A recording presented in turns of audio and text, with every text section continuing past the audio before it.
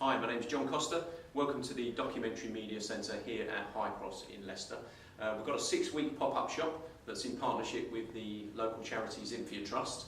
And the idea really is to bring people into the shop to look at different things when it comes to documentary media. So how does film, photography, audio and new media come together, where they intersect for telling stories, stories from around the world, how people own and shape their own narrative, and maybe how we can also move from awareness of a subject through some understanding by looking at the different types of documentary media into maybe taking some action. That might be getting involved in Twitter, or a really big action like going off and spending 6 months volunteering somewhere. So the centre of the shop, the actual pop-up shop, is the map that's here, and it's focused very much on the Parallel Lives project.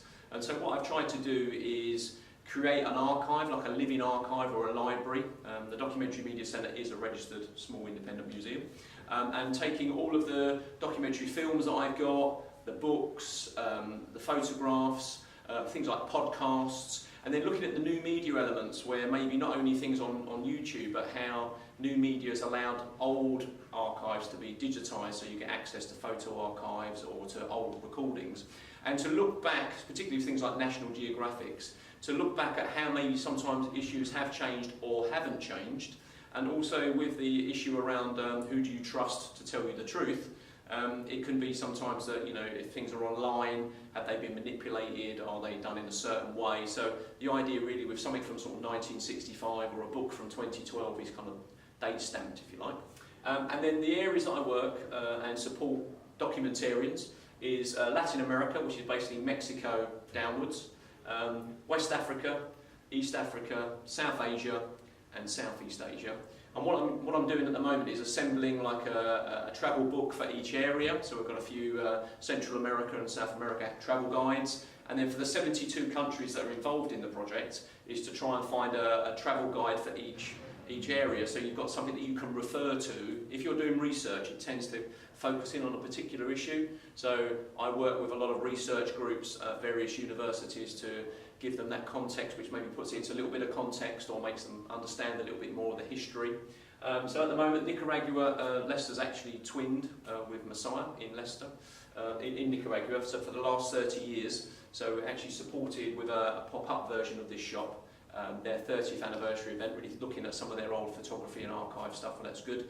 And I'm currently talking to the ambassador down in London about maybe organising a trip to go and visit. I've been to Nigeria as well, and the guys that run the Kaduna Film Festival, this year's their second one, so we're hoping to get last year's and this year's documentary submissions for our Doc Media Festival in November, and hopefully as well in September is actually issuing them our own showcase, maybe from Leicester and films that we've had. They're a really interesting project.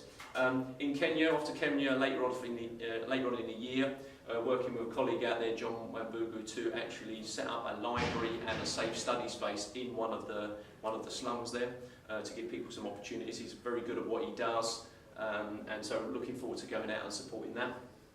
Sri Lanka, our involvement with Sri Lanka is through the Zinfia Trust. Zinfia Ganashkapan herself, being Sri Lankan, actually wrote this book here, which I was very fortunate to be doing the forward for, called Bodies as Sites of Wars, about the Civil War. So it fits really well with that sort of war crimes, sort of genocide conversations with Cambodia, where I've been to 3 times now, working with the Chul Sleng Genocide Museum and the American University in Phnom Penh. Really interesting to work with those people around, you know, what is a museum, what is a visitor centre, how do you kind of get people that are travelling maybe in Southeast Asia, maybe student age, that might be on a sort of beach holiday or touring around different sites. They've been to Angkor Wat and now they come to a genocide museum. How do you fight that Disneyfication, if you like, of those kind of subject areas? And then we were very fortunate to go to Khon Kaen University and work with a colleague there who's actually starting to assemble a really large archive.